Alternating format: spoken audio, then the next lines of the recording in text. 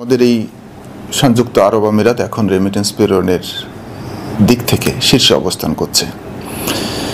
2021-22 অর্থ বছরে যেখানে আমাদের এখান থেকে প্রেরিত রেমিটেন্সের পরিমাণ ছিল 2 বিলিয়ন, এই অর্থ বছরে বিগত অর্থ বছর অর্থাৎ 2023-24 অর্থ বছরে এটির পরিমাণ দাঁড়িয়েছে 4.5 বিলিয়ন। এখন এই রেমিটেন্স প্রবাহকে আমরা আরও বাড়ানোর জন্য যে সমস্ত পদক্ষেপ নিয়েছি,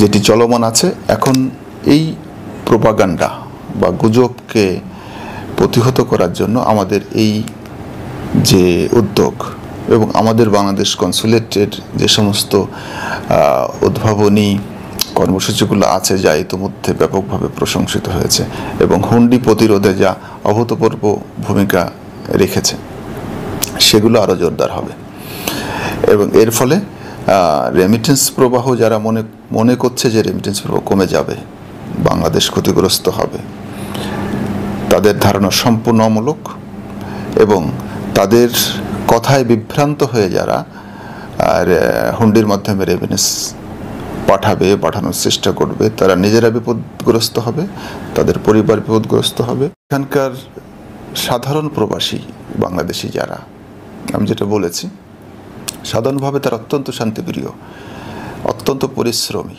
এবং এদেশের আইনের প্রতি শ্রদ্ধাশীল। কিন্তু যারা বিভ্রান্ত হচ্ছেন গুজবে, এখানে গুজব রটনাকারীদের একটা লাভ আছে।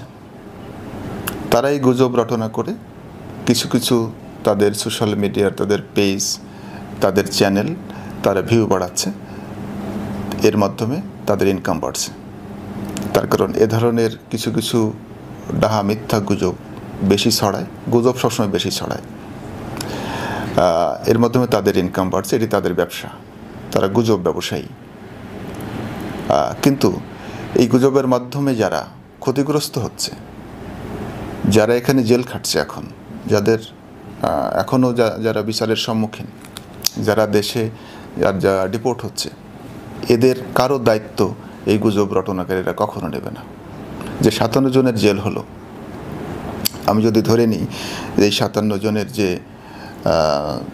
3 জনের যাবজ্জীবন হয়েছে, বাকিদের 10 থেকে 11 বছরের জেল হয়েছে, এদের পরিবারের যে সদস্য, তাদের দায়িত্ব কে নেবে? একজন প্রবাসী যদি বিপদগ্রস্ত হন এই প্রবাসে এই গুজব রটনাকারীদের কথায় প্রভাবিত হয়ে, এটি খুবই দুঃখজনক। এটি শুধু তার জন্য, সেই ব্যক্তির জন্য এটি ক্ষতি না, এটি তার পরিবারের জন্য, পরিবারের সদস্য যারা তার প্রতি নির্ভরশীল, তারাও বিপদে পড়ে যাচ্ছে।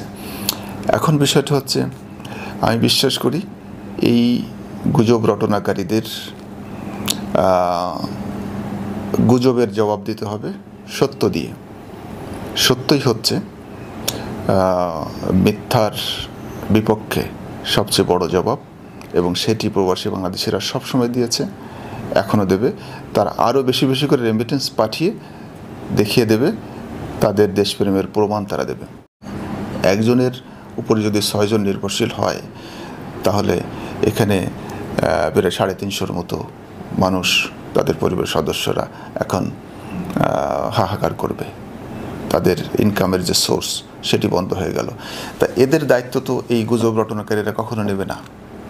তার কারণ তাদের যা উদ্দেশ্য, গুজব রটনা করে জনশৃঙ্খলা বিনষ্ট করা, মানুষকে বিপদে ফেলা, সেটি তারা করেছে এবং এর মধ্য দিয়ে তাদের যে ব্যবসা বাণিজ্য, ভিউ বাণিজ্য, সেটি তারা করেছে, তাদের ইনকাম হয়েছে। কিন্তু সাধারণ প্রবাসীরা বিপদে পড়েছে, তাদের দায়িত্ব তারা কেউ নেবে না।